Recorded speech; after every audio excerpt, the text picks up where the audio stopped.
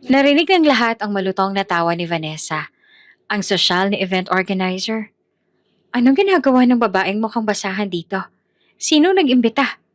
Sigaw niya habang pinagtatawanan ng crowd si Mara, na nakatungo at pilit tinatago ang luha. Tinulak pa siya ng hotel manager. Wala kang karapatang tumapak sa red carpet na to.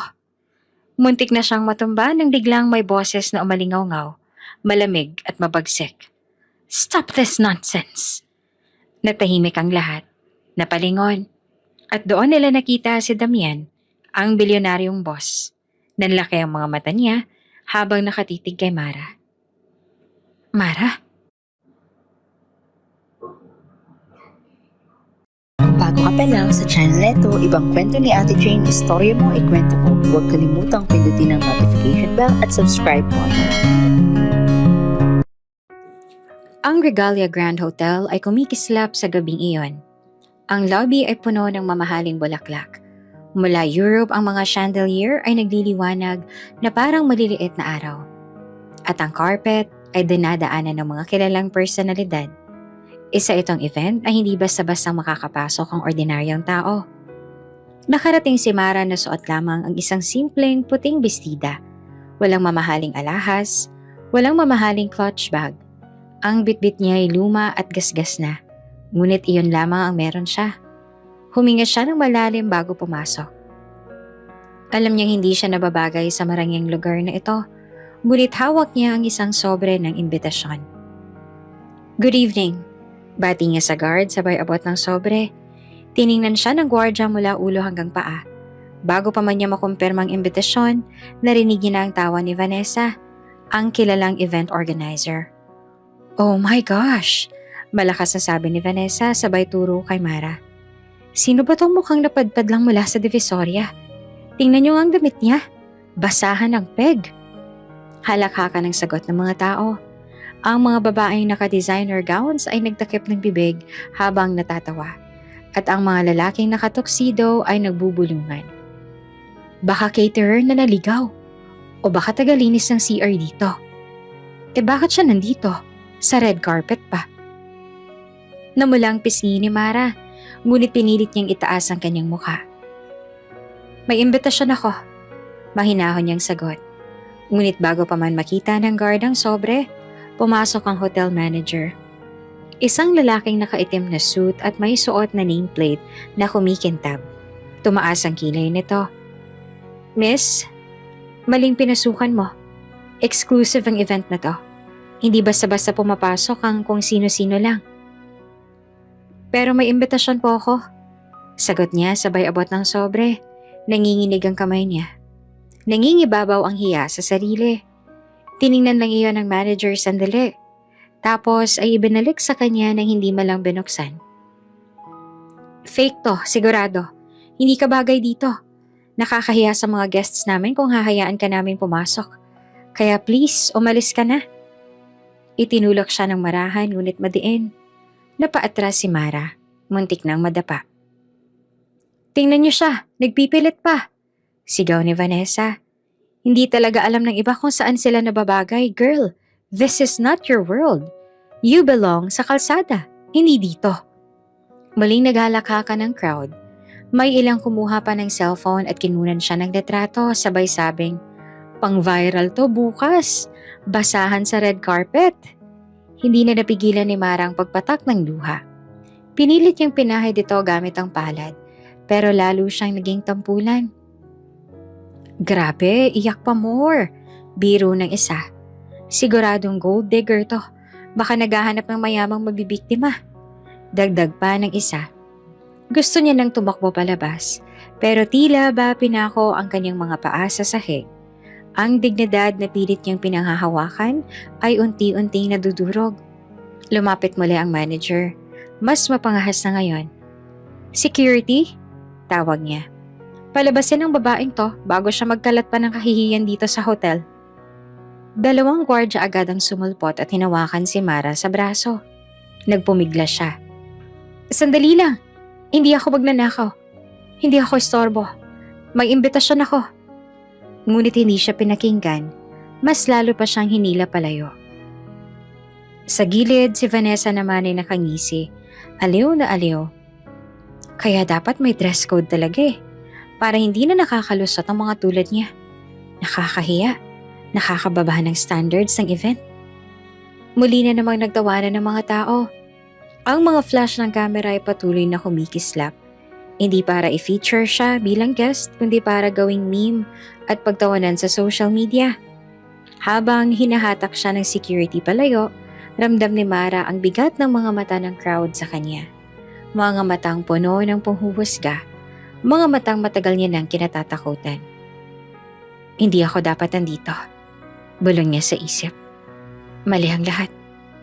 Nanginginig ang kanyang katawan at sa bawat pagtawa ng crowd, para siyang unti-unting nilalamon ng lupa. Nagpatuloy ang tawanan at bulungan sa loob ng Regalia Grand Hotel Ballroom. Matapos silahin ng guard si Mara palayo, halos mawala na siya ng lakas nang marinig niyang malakas na fanfare ng trompeta. Biglang sumara ang malalaking pinto, tsaka bumukas muli. Ladies and gentlemen, anunsyo ng host sa entablado, let us all welcome tonight's guest of honor, Mr. Damian Alcantara. Parang sabay-sabay na naputol ang hininga ng crowd. Tumigil ang tawanan. Ang mga bulungan ay napalitan ng paghanga. Lahat ay napatingin sa entrada, kung saan pumasok ang isang matangkad na lalaki na nakaitim na tuxedo. Si Damian Alcantara. Matikas ang tindig, malamig ang mga mata. At bawat hakbang niya sa pulang carpet ay puno ng kapangyarihan. Ang kanyang pangalan ay kinatatakutan at iginagalang sa mundo ng negosyo. May mga narinig pang bulong mula sa crowd. Grabe, siya pala mismo ang pupunta? Alcantara Group ang sponsor ng event nito, kaya siya honored guest. Napaka-handsome, kahit live. Agad na nagbigay galang ang lahat. Ang mga dati tumatawa kay Mara ay biglang nag-ayos ng postura. Ang mga babaeng sosyal ay nagkunwaring abala sa pag-aayos ng buhok. Ang mga politiko at businessman ay nag-uunahan sa pagbate. Sir Damian, good evening. Bati ng mayor, sabay abot ng kamay. An honor to have you here, Mr. Alcantara. Dagdag ng isa pang negosyante. Ngumiti si Damian ng formal. Tinanguan ng ilan at nagpatuloy sa paglalakad papasok ng hall. Ang kanyang presensya ay tila nagdala ng bigat at katahimikan. Isang aura na hindi pwedeng isnabin. Samantala si Mara ay nanatiling nasa gilid. Hawak ang kanyang bag na mahigpit. Kinagat niya ang labi at pilit nagtago sa likod ng isang poste. Ayaw niyang makita siya ni Damian. Ayaw niyang muling bumalik ang mga alaala ng kanilang nakaraan. Hindi ako dapat nandito. Kailangan ko nang umalis. Tahimik siyang naglakad sa gilid ng ballroom. Umaasang makakalusot patungo sa side exit. Ngunit bago pa siya makalapit, agad siyang hinarang ng isang waitress. Miss, bawal po dito. Staff lang dumadaan sa likod. Sandali lang. Pakiusap ni Mara. Uuwi na ako, hindi ako magtatagal. Tumaas ang kilay ng waitress. Kung talagang may imbitasyon ka, bakit nagtatago ka? At tingnan mo nga ang suot mo, hindi bagay dito. Umalis ka na bago ka pa makita ni Sir Damian. Nakakahiya sa kanya. Sumingit pa ang isang waiter, dala ang tray ng alak. Ang kapal din naman ng mukha ng babaeng to, no? Kanina pa siya pinag-uusapan tapos ngayon ayaw pang umalis. Baka gold digger.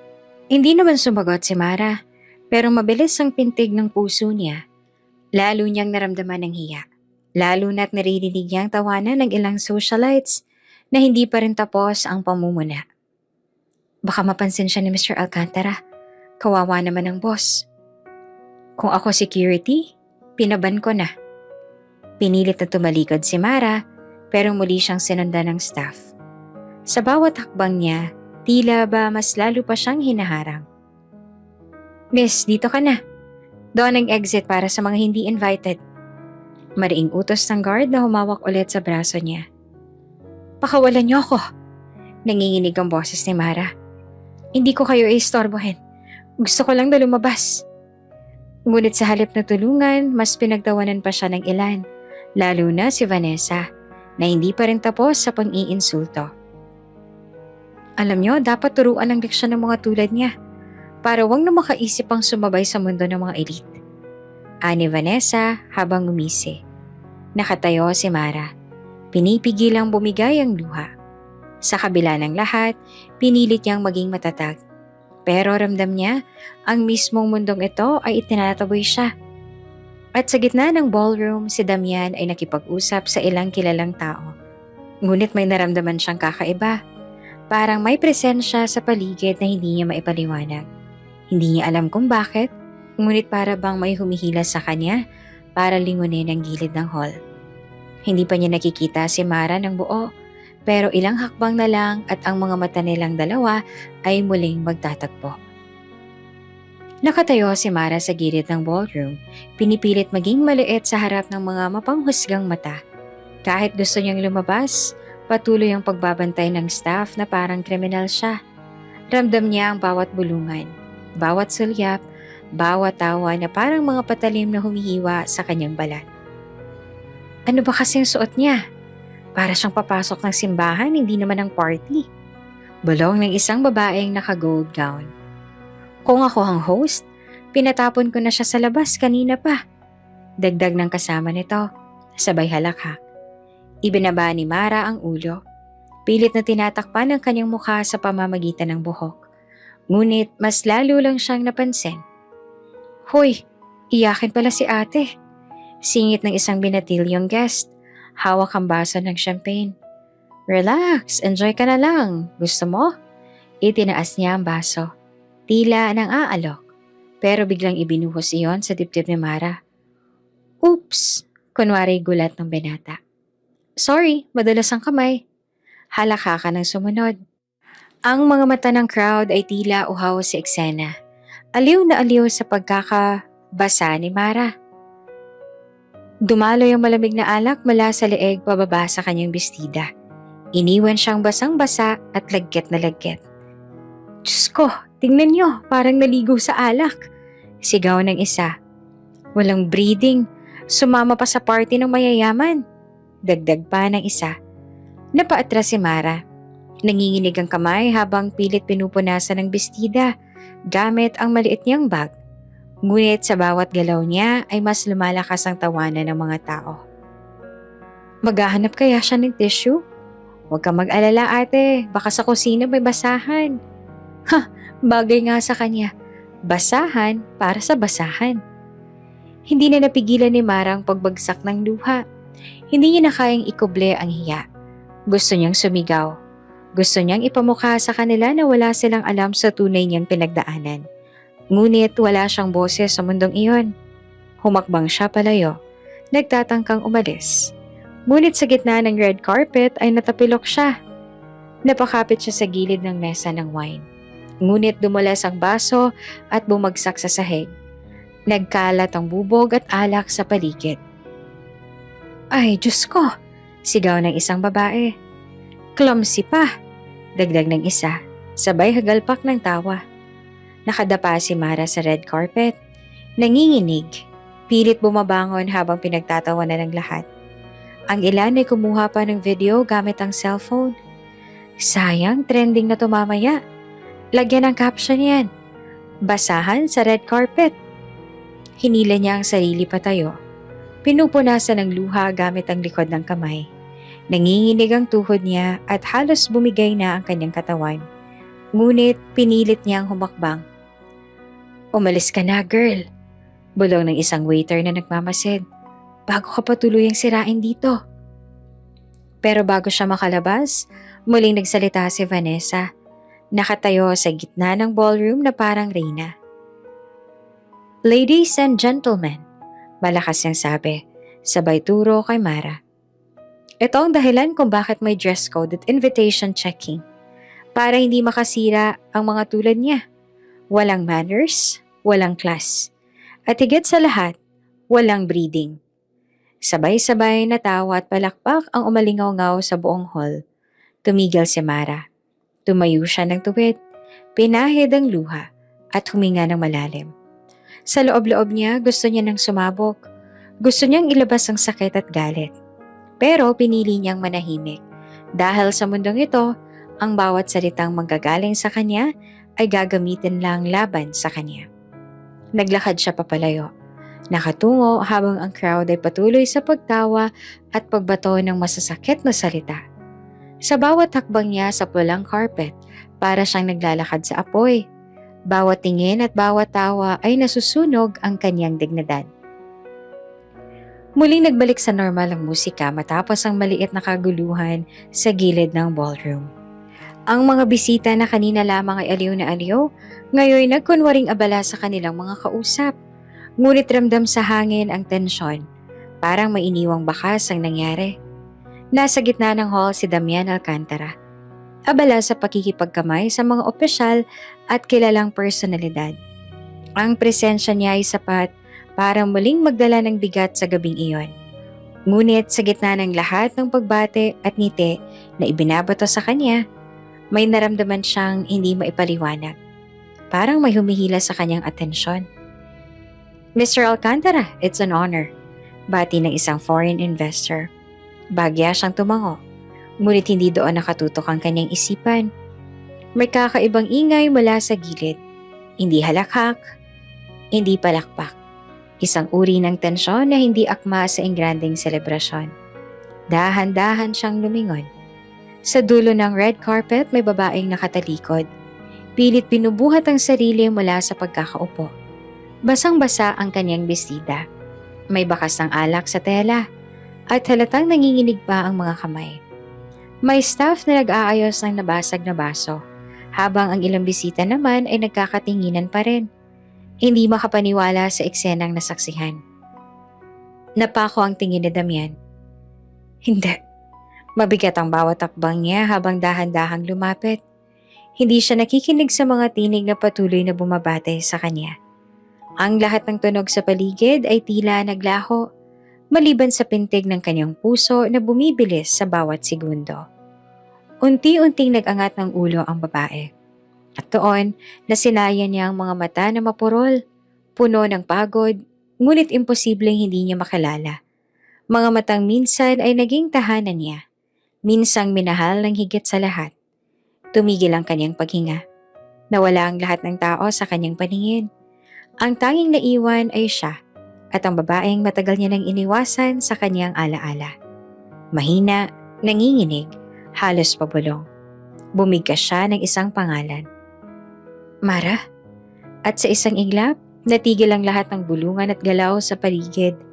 Parang mismong oras ay huminto, habang ang buong ballroom ay sakse sa pagbabalik ng isang nakalipas na hindi nila inaasahang muling mabubuksan. Mara? Ang pangalan ay bumulong mula sa labi ni Damian at para bang pinutol nito ang hangin sa buong silid. Lahat ng bisita ay napatingin. Hindi sa babaeng basang-basa ng alak, kundi sa reaksyon ng bilyonaryong kilalang kilala sa pagiging malamig at matatag. Kasunod noon umalingaw-ngaw ang kanyang boses. Malamig, mabigat at puno ng galit. Stop this nonsense! Naputol ang tugtog ng banda. Ang violinista ay muntik nang mabitawan ng hawak at ang drummer ay natigilan na parang may nagputol ng kuryente. Ang katahimikan ay bumalot sa buong ballroom. Lumakad si Damian papunta sa gitna. Bawat hakbang ay mabigat na parang hampas sa dibdib ng lahat ng naroroon. Walang sino mang naglakas loob humarang. Ang mga bisita na kanina lamang ay nagtatawanan at nagsisigawan ay biglang nag-ayos ng postura at nagkunwaring inosente. Tinutok niya ang tingin sa hotel manager. Ikaw, nanigas ito sa kinatatayuan at namutla. Sir, I can explain. Explain? Singhal ni Damian. Dumagundong ang tinig. You allow this to happen in my presence?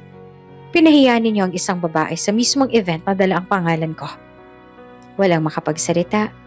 Ang crowd ay nagbulungan, ngunit walang naglakas loob na magsalita ng malakas. Lumipat ang malamig na tingin ni Damian kay Vanessa, ang event organizer. And you, ikaw ang nag-imbita ng mga bisita.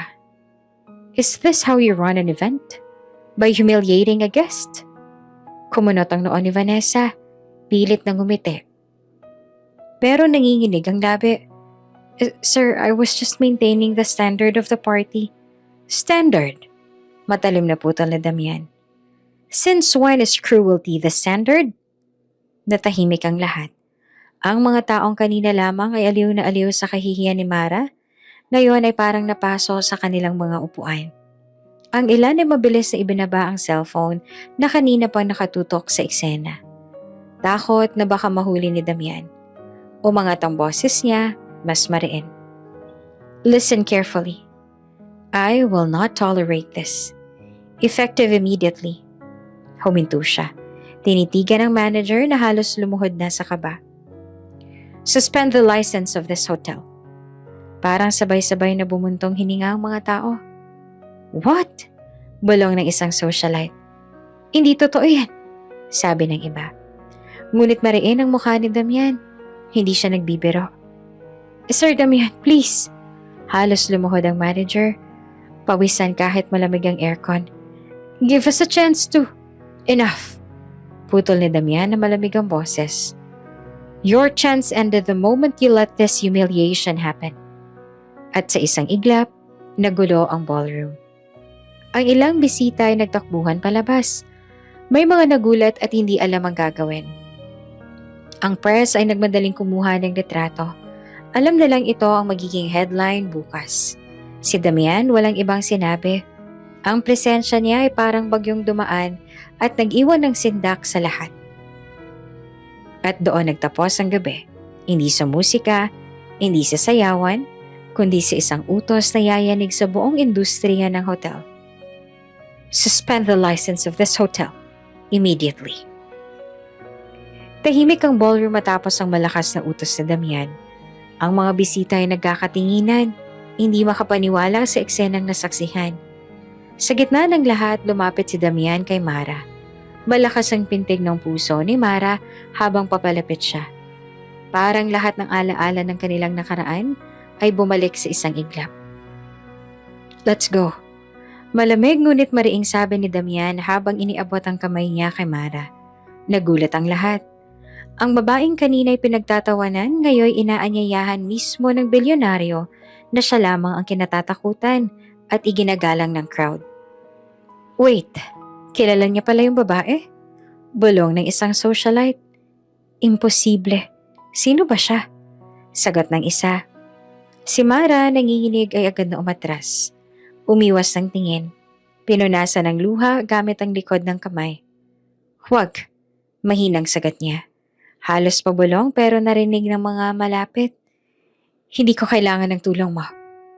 Nanlaki ang mata ng mga tao. Parang gumuho ang mundo nila sa narinig.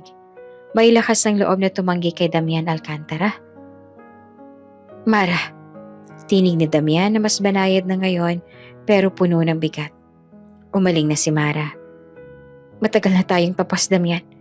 Wala ka ng obligasyon sa akin. Nagsimulang magbulungan ng crowd. Matagal na tayong tapos? Ex? Ex niya ba?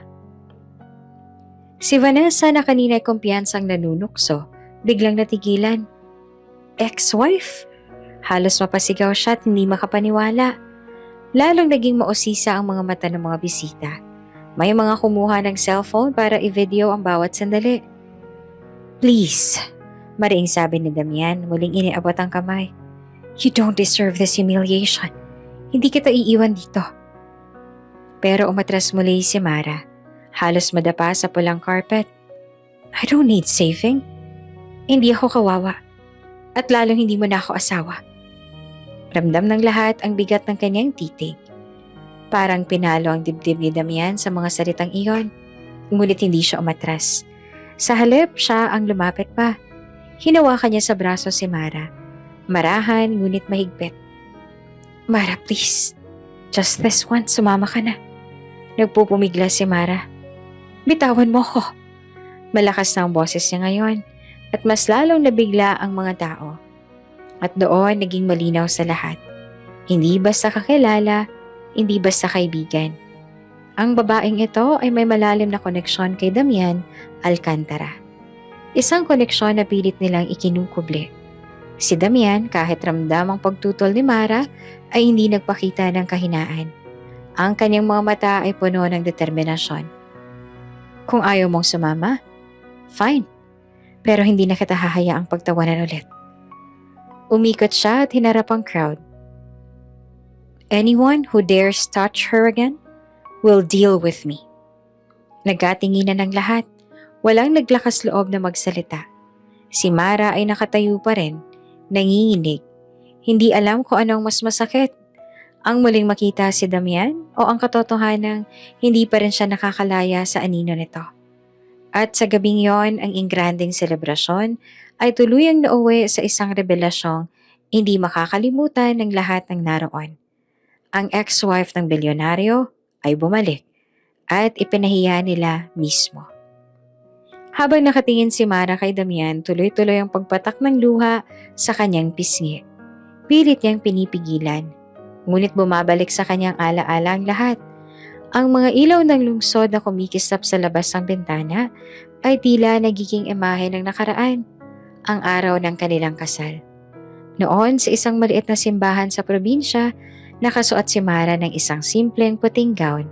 Hindi mamahalin, ngunit suot niya ito ng may buong pagmamahal.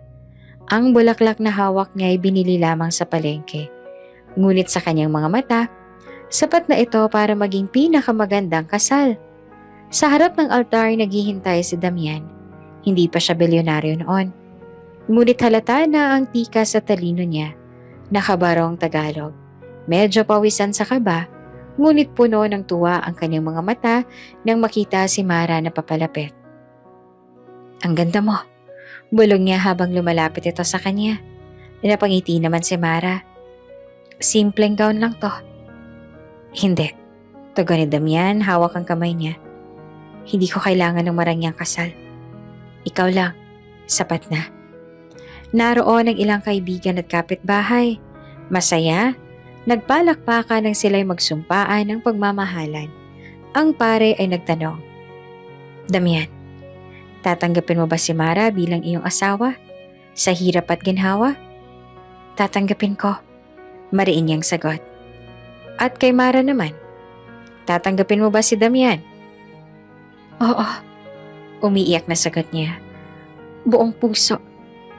Paglabas sila ng simbahan, walang limousine. Walang mamahaling bulaklak na naghihintay. Ang meron lamang ay isang lumang kotse na hiniram ni Damian sa kanyang tiyuhin. Ngunit hindi iyon mahalaga. Magkahawa kamay silang umalis. Puno ng pangarap at pagmamahalan. Ngunit hindi nagtagal nagsimulang pumasok ang intriga. Hindi ka bagay sa kanya. Bulong ng kapatid ni Damian kay Mara noon. Wala kang maibibigay na karangyaan. Pabigat ka lang. Ang mga salita ay lumalapa nang sumali ang pamilya ni Damian sa usapan. Damian, kung gusto mong lumago ang negosyo, kailangan mong piliin ang babae makakatulong sa'yo. Si Mara, isang simpleng babae lang. Hindi niya kayang sumabay sa mundo mo. Si Damian ay pilit na lumalaban noon. Mahal ko siya. Hindi pera ang dahilan ng kasal namin. Ngunit sa bawat araw, dumadami ang bintang laban kay Mara. Kesyo, mahaba raw ang pinagmulan niya. Kesyo, wala siyang karapatan sa pangalan ng Alcantara.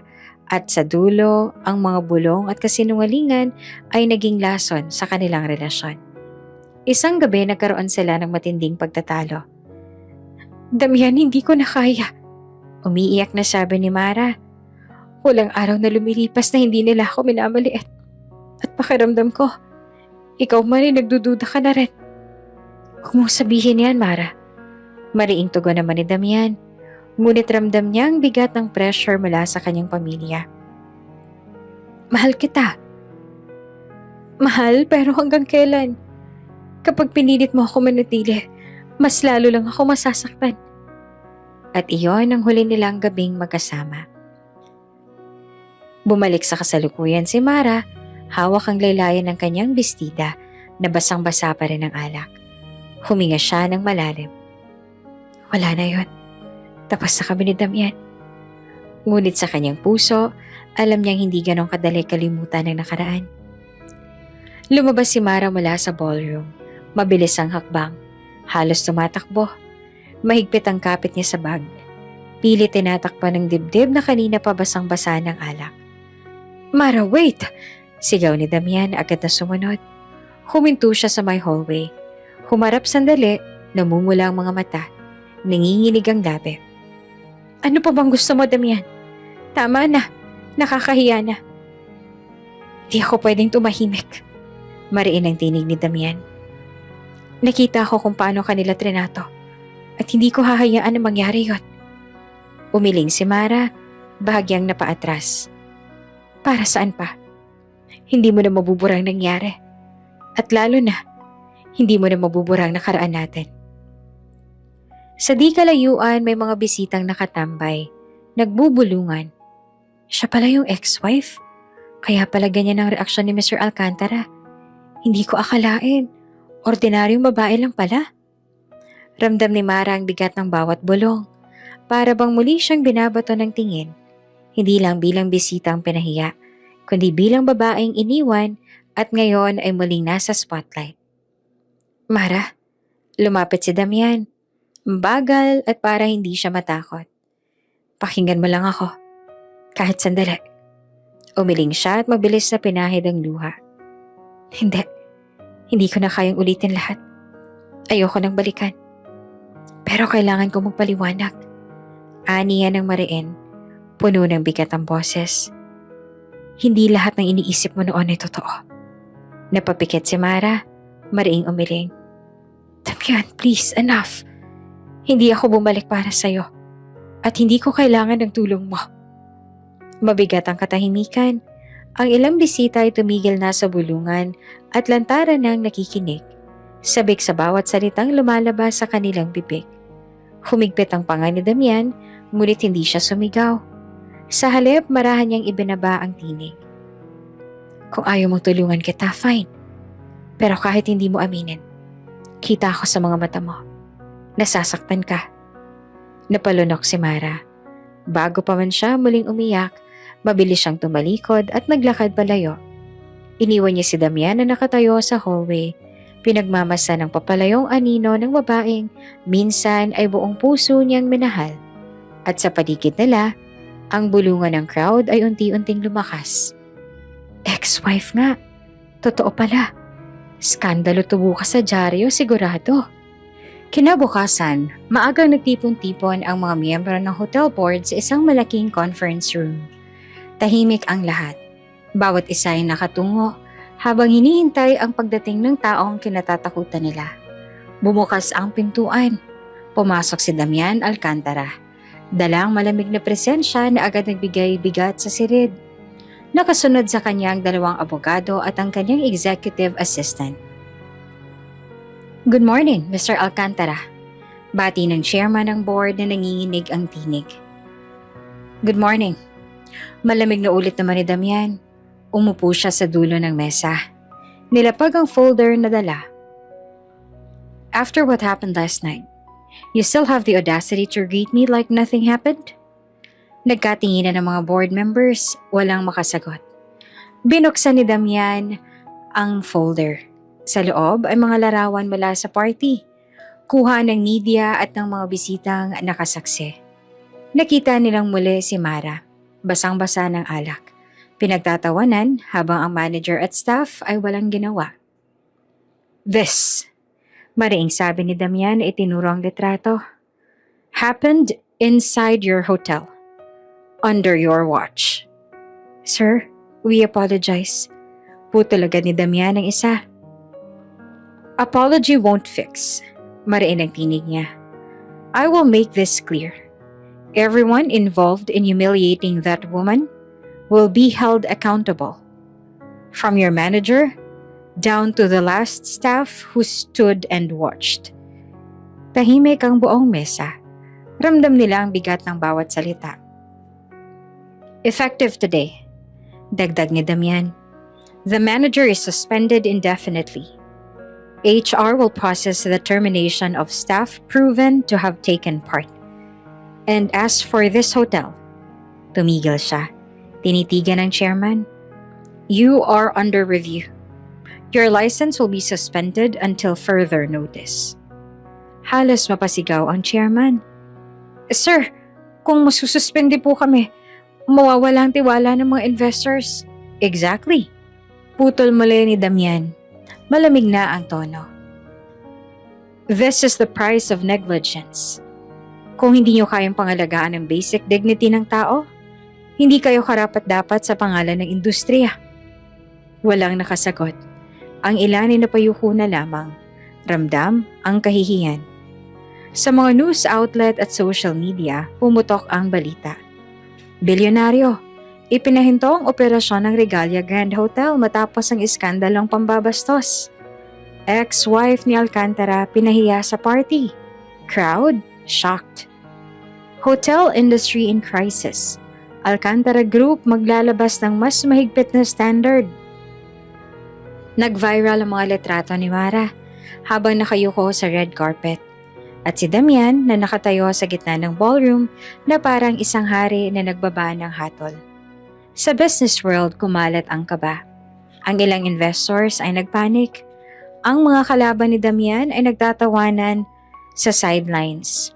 Ngunit ang mga kakampi niya ay nagpadala ng mensahe ng suporta. Sir Damian, just set the bar higher again. Hindi birong makalaban siya. Sa kanyang opisina nakatayo si Damian sa harap ng malaking salamin, nakatingin sa city lights. Tahimik siya, ngunit sa loob-loob niya, hindi lang galit ang nararamdaman. May kirot, may alaala. Mara, bulong niya na halos pabulong. Bakit kailangan pa kitang makita ulit sa ganitong paraan? Hating gabi na makarating si Mara sa kanilang inuupahang maliit na apartment. Mabilis niyang isinara ang pinto at sandaling sumandal. Parang doon lang niya nailabas ang bigat na kanina pang kinikimkim. Mommy? Sigaw ng isang munting tinig. Mabilis na tumakbo ang isang batang babae. Mga 8 taong gulang na nakapajama na may print ng bituin. Niyakap nito si Mara ng mahigpit. Napaluha siya. Agad niyang niyakap ang anak. Anak, gising ka pa? Di ba sabi ko matulog ka na? Hindi ako makatulog, Mommy. Nag-aalala ako, ang tagal mong umuwi. Sagot ng bata sabay turo sa maliit na orasan sa dingding. Napangiti si Mara kahit ramdam ang pagod. Sorry, baby. Mommy just had a hard day. Hinaplos ng bata ang kanyang bestida na may bakas pa ng natuyong alak. Mommy, bakit basa yung damit mo? May nangyari bang masama? Mabilis siyang itinagong hiya. Oh, wala, baby. Nadapa lang si Mommy pero ayos lang ako. Umiling ang bata. Pinisil ang kamay niya. Mommy, promise mo ha? Hindi ka naiiyak? Napahinga ng malalim si Mara sabay haplos sa buhok ng anak. Promise, anak. Para lang sa'yo, hindi na ako iiyak. Umupo sila sa maliit na sofa. Kinuha ng bata ang drawing pad nito at ipinakita kay Mara. Mommy, tingnan mo. Ginawa ko to habang hinihintay kita. Nakita niya ang guhit ng isang masayang pamilya. Isang babae, isang maliit na bata, at isang lalaki na nakasuot ng suit na may hawak na briefcase. Napakurap si Mara. Anak, sino to? Tinuturo niya ang guhit ng lalaki.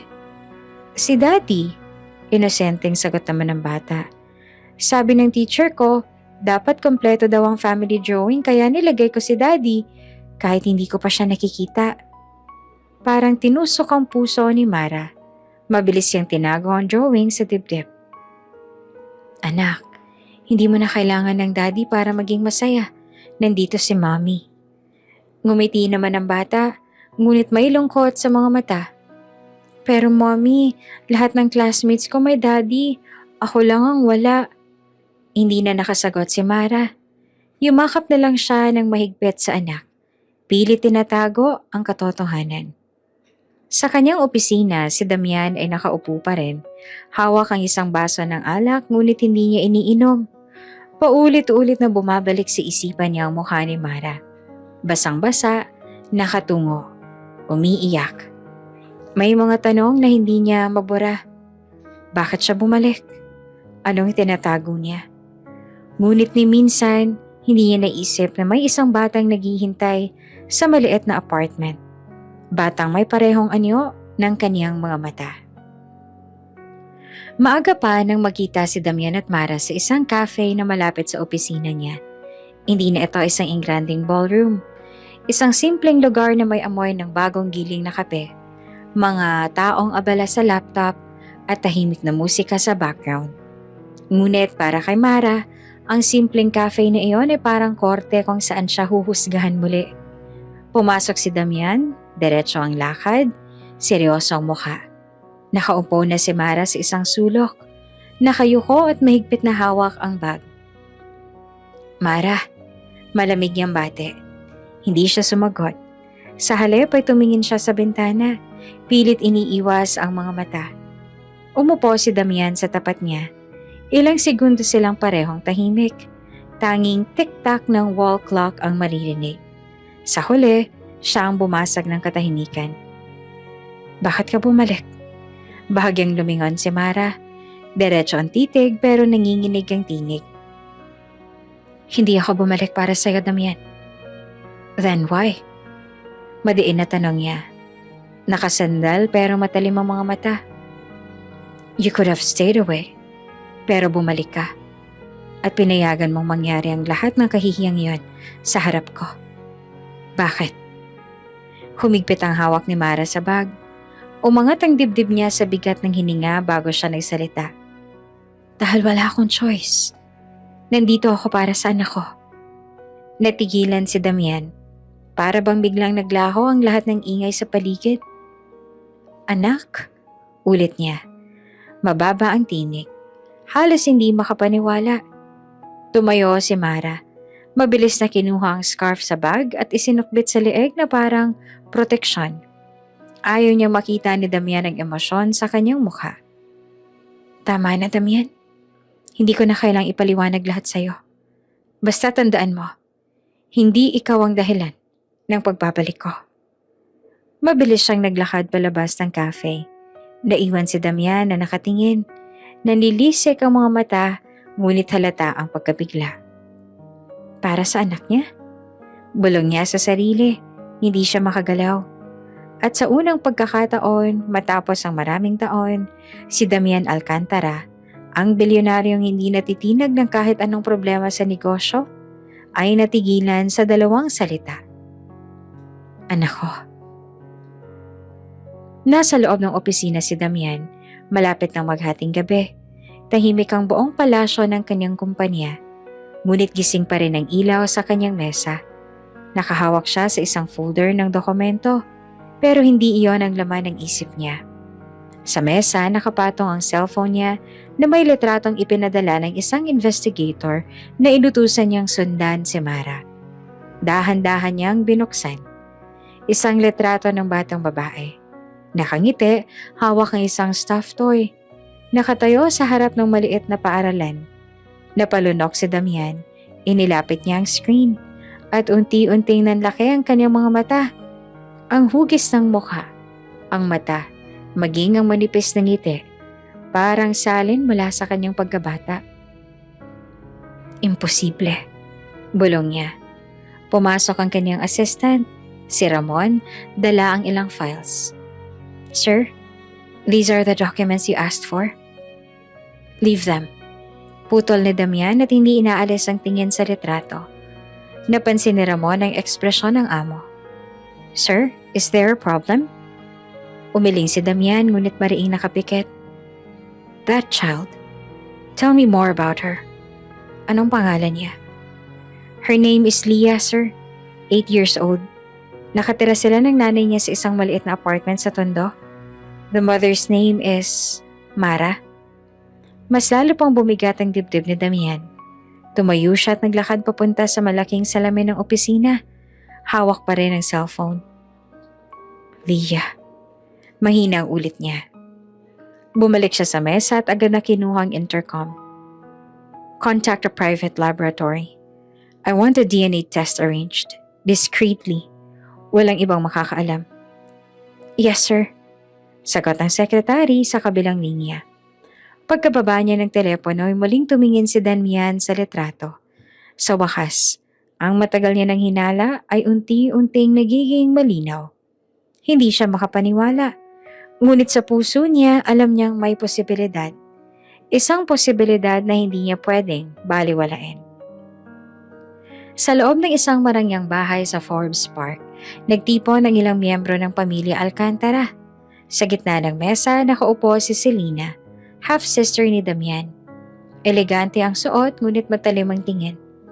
Unbelievable. Aniya habang hawak ang tabloid na may headline. Ex-wife ni Alcantara, pinahiya sa hotel. Damian, galit na galit. Itinapon niya ang dyaryo sa mesa. Pinagtatawanan na tayo. At bakit? Dahil sa babaeng yon. Umiling ang tiyahin nilang si Doña Leticia. Kung ako si Damian, matagal ko nang pinatapon si Mara. Pero alam niyo naman ang kapatid ninyo. Pusong mamon pagdating sa babae.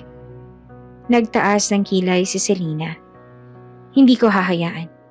Kung babalik si Mara sa mundo ni Damian, sisirain niyang lahat ng pinaghirapan natin. Lumapit ang isa niyang pinsan. Anong plano mo? Ngumisi si Selena, malamig at mapanganib. Simple. Kung kahihiyan ang bumalat sa kanya dati, dodoblehin natin ngayon. Sisirain natin siya sa mata ng publiko at pati sa mata ni Damian. Habang naglalakad si Mara palabas ng palengke, matapos bumili ng gulay, biglang may dalawang babaeng lumapit. May hawak silang cellphone at kitang-kita ang mapanuyang ngiti. Ay, siya nga yun.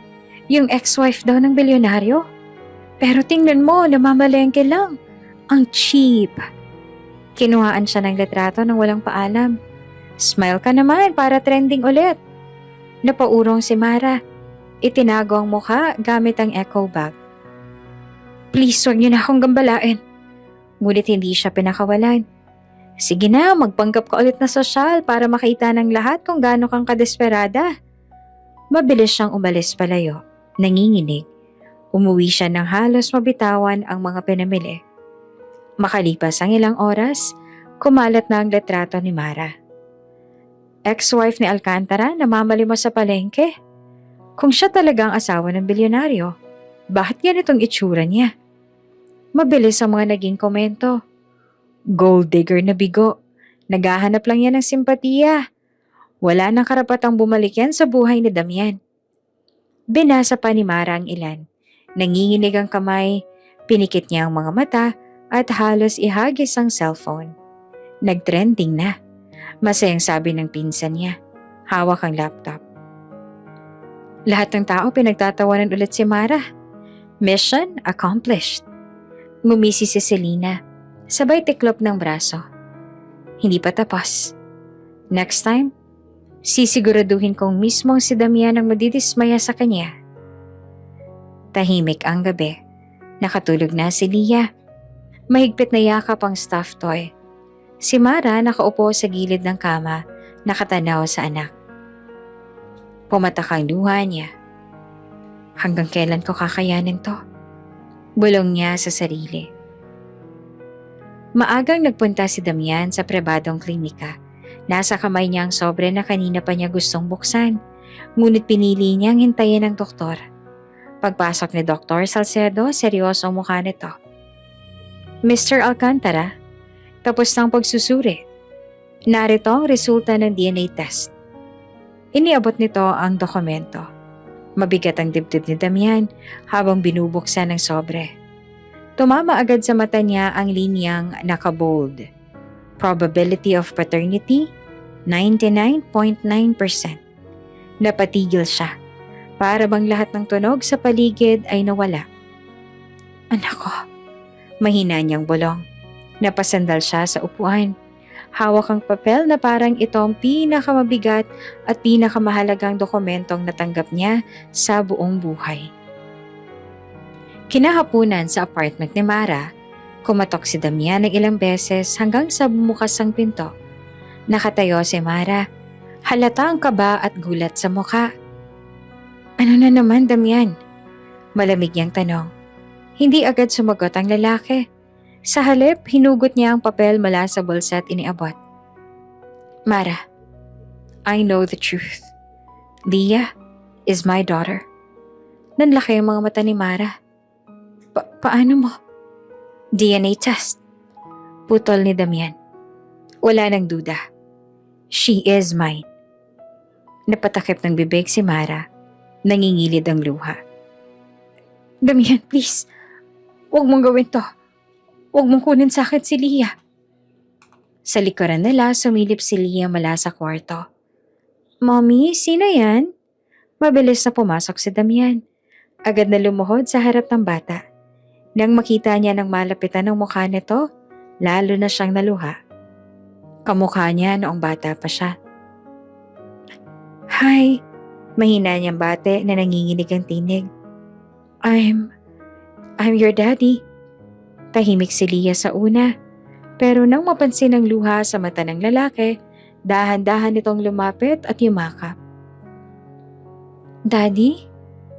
Niyakap siya ni Damian ng mahigpit, halos hindi makapaniwala. Yes, anak. Daddy's here now. Si Mara naman ay nakatayo sa gilid, umiiyak. Hawak ang dibdib. Natatakot, naguguluhan.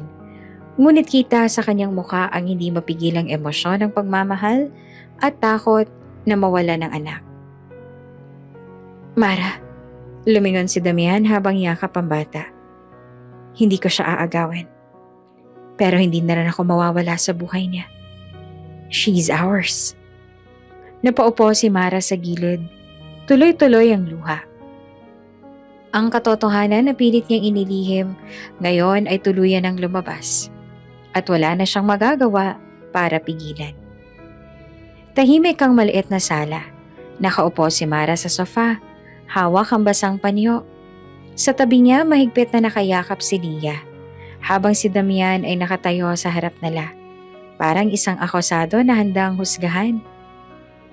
Mara, nagsimula si Damian, mababa ang tinig. I was wrong. Sa lahat ng bagay. Nagkulang ako. Hindi siya tumingin. Pinahid niya ang luha at mariing umiling. Hindi mo na mababawi ang lahat ng nangyari. Ang sakit, Damian. Hindi lang basta iniwan mo ako. Pinaniwalaan mo silang lahat kesa sa akin. Lumapit si Damian. Marahang lumuhod sa harap niya. I know. At iyon ang pinakamalaking kasalanan ko. Pinakinggan ko ang pamilya ko at hindi ang puso ko. At dahil doon nawala ka. Sa gilid ay nakatingin si Leah, nagugulahan. Mommy, Daddy, bakit kayo nag-aaway? Mabilis na pinahid ni Mara ang luha at ngumiti sa anak. We're not fighting, anak. Just talking. Pero lumingon si Leah kay Damian. Hawak pa ang kamay ng ina. Daddy, say sorry kay Mommy. Pag nagkakamali ako, lagi akong pinagpagsabi ni Mommy ng sorry. Napatigil si Damian. Napatingin sa anak, tsaka muling bumalik ang tingin kay Mara. She's right, Mara. Huminga siya ng malalim. Nanginginig ang boses. I'm sorry. Sorry sa lahat ng sakit na ibinigay ko sa'yo. Sorry for leaving you alone. At sorry kung ngayon lang ako humarap bilang asawa at bilang ama. Sa wakas, tumingin si Mara sa kanya. Puno ng luha ang mga mata. Ngunit hindi maitago ang lungkot at ang pagmamahal na pilit niyang ikinukubli. Damian, mahina niyang bulong. Ang daming taon nang nawala. Lumapit si Leah at kinuha ang kamay ng dalawa at pinagdikit. Mommy, Daddy, bati na kayo please. Parehong napatitig si Damian at Mara sa anak. Sa gitna ng luha, napangiti si Damian. At kahit matigas pa rin si Mara, hindi niya maiwasang maramdaman ang init ng kamay na matagal nang nawala sa kanya. Sa maliit na sala na iyon, sa harap ng anak nilang walang kamuwang-muwang, nagsimula ang pagbitak ng yelo sa pagitan nila. Isang linggo matapos ang lahat ng iskandalo, nagdaos ng charity galang Alcantara Group sa isang 5-star hotel. Punong-puno ang ballroom ng mga kilalang tao, politiko, artista at negosyante. Sa entrance dumating si Damian, ngunit hindi siya nag-iisa. Nasa tabi niya si Mara.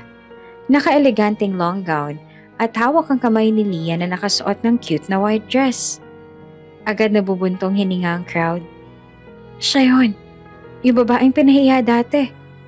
At may bata? Anak nila? Tahimik si Mara. Ramdam ang bigat ng mga matang nakatingin. Hinawakan siya ni Damian sa kamay. Marahan ngunit matatag. "Don't worry," bulong niya. "Tonight, they'll know the truth." Umakyat si Damian sa podium, hawak ang mikropono. Tumigil ang musika, at lahat ng ilaw ay nakatutok sa kanya. "Ladies and gentlemen," panimula niya. Maraming nagulat sa nangyari noong nakaraang linggo. Pero ngayong gabi, I want to set the record straight. Lumingon siya at iniabot ang kamay kay Mara at inakyat ito sa entablado. Kasama si Leah. "This woman," itinuro niya si Mara, "is not just a guest. She is Mara, my ex-wife, and the woman I failed to protect." Nagbulungan ang crowd. May mga napatingin sa isa't isa. May ilan na hindi makapaniwala. At mas lalo pang lumakas ang boses ni Damian. "And this child," sabay karga kay Leah na kumapit sa leeg niya, "is our daughter." Napatakip ng bibig ang ilang babae. May mga naiyak, may ilan namang biglang napayuko sa hiya. Lalo ng mga kilala na kanina lamang ay naglalabas ng matatalim na bulong laban kay Mara. Grabe ang tapang ni Mr. Alcantara. Ang babaeng pinahiya natin noon, siya palang asawa niya. Wala na, tayo tuloy ang napahiya. Sa gilid ng entablado ay nakatayo si Vanessa. Hindi siya makagalaw. Nakatitig siya kay Mara na ngayon nakatayo ng taas noo. Hawak ang mikropono, muling nagsalita si Damian. "Hindi ko nahahayaang masaktan muli ang pamilya ko. So from this day on, if anyone dares to disrespect them, you will answer to me." Nagpalakpakan ng ilan. Ang mga mata na lumuha, ramdam ang bigat ng kanyang pahayag. Nilingon ni Damian si Mara. Marahang hinawakan ang kamay nito. Kahit hindi pa siya sumasagot, alam niyang naririnig ng buong crowd ang tibok ng puso nila sa katahimikan ng sandaling iyon. Maagang umaga, nasa opisina si Damian nang biglang pumasok ang kanyang assistant. Halata ang kaba sa mukha. "Sir, we have a problem. May breach sa system ng Alcantara Holdings. Someone's trying to siphon the funds." Mabilis na tumayo si Damian. "What? Kanino galing?" "Hindi pa namin alam, sir, pero mabilis ang galaw nila. Kung hindi maaagapan, milyones ang mawawala." Si Mara na naroon para ihatid si Leah sa school bago pumasok si Damian ay nakarinig ng usapan. Lumapit siya. "Damian, anong nangyayari?" "Sabotahe." Maikling sagot niya. Seryoso ang mukha. "And it looks like insider ang gumagalaw." Naka-on ang malaking projector, pinapakitang mabilis na paglilipat ng pondo sa offshore accounts. Nagpapanik ang ilang executive. "Sir, hindi namin matrace. Block ng access codes. Baka kailangan na nating isara ang system." Biglang nagsalita si Mara. Nakatayo sa likod. "Wait, don't shut it down yet." Nagtinginan ng lahat. Miss Mara, you don't understand. This is technical." Ngunit lumapit siya sa laptop. "Ang kapatid ko dati IT specialist. Tinuruan niya ako ng basic tracing. Tingnan niyo tong pattern, hindi random. Pare-pareho ang oras ng transfers. Every 30 seconds, may iisang access point." Napakunot ang noon ng head of IT. Tiningnan ng screen at biglang nanlaki ang mata. "She's right. May butas pa. Pwede nating i-counter." "Then do it," utos ni Damian. Ngunit nag-aatubili ang IT head. "Kung magkamali tayo, baka tuluyang mawala ang system." Huminga ng malalim si Mara. Hinawakan ang keyboard. "Let me try. Kung gagamitin ko ang backdoor sa audit files, pwede nating i-freeze ang transfer bago umabot sa final account." Napatitig sa kanya si Damian. "Are you sure?" Matatag ang tingin ni Mara. "Yes. Trust me this time." Mabilis ang daliri ni Mara sa keyboard. Sa screen, tumatakbo ang mga code at linya ng data. Ang bawat segundo ay parang bomba na malapit ng sumabog. 20 seconds left before next transfer. Sigaw ng isa. Almost there. Sagot naman ni Mara na pawis ang noo. 10 seconds. Si Mara ay mabilis na nag-type ng override code. Come on, please work. Nag-flash ang screen ng pula, tsaka bigla naging berde. Transfer failed, account frozen. Napasinghap ang lahat. We did it! Sigaw ng IT head. Mabilis na bumagsak ang balikat ni Mara. Ngunit ngumiti siya sa wakas. Safe ng funds. Hindi na sila makakagalaw. Tahimik ang boardroom. Lahat ay nakatingin kay Mara.